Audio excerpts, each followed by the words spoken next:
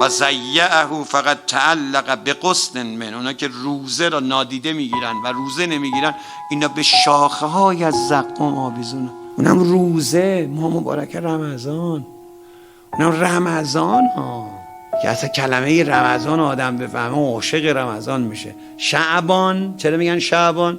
پیغمبر به خاطر که شعبه به برکت این ماه جهنمیا وارد بهشت میشن و خدا میبخشدش. بعد فهمود میدونید چرا رمضان رو خدا ماه خودش رو گذاشته رمضان؟ چون رمضان فرقش با حرقه اینه، یه وقت یه مثلا چیزی رو نمیدونم، یه دستمال کاغذی رو، یه جعبه یه چوبی رو، یه چیزی رو میسوزونن یه جا، خب بعد این تل خاکستر میشه میسوزه، بعد هر کی میاد رد بشه میفهمه اینجا یه چیزی، بگو حالا چی بوده معلوم نیست، خاکستر شده معلوم، اما خاکستراش هست، سیاهیایی که کف زمین مونده هست، اینا میگن حرقه.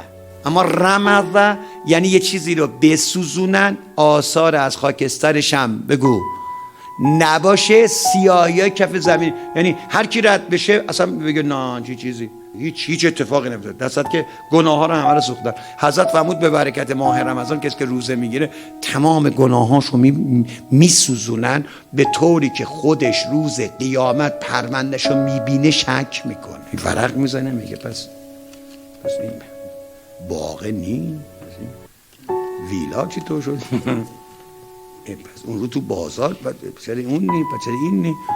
میگن دنبال چی میگردی؟ میگه من فکر میکنم پرسنلی خدا این پرونده ها رو قاطی کرده، این پرونده سلمان اومده دست من، پرونده من نره دست سلمان. میگن پرونده خودته. میگه کو؟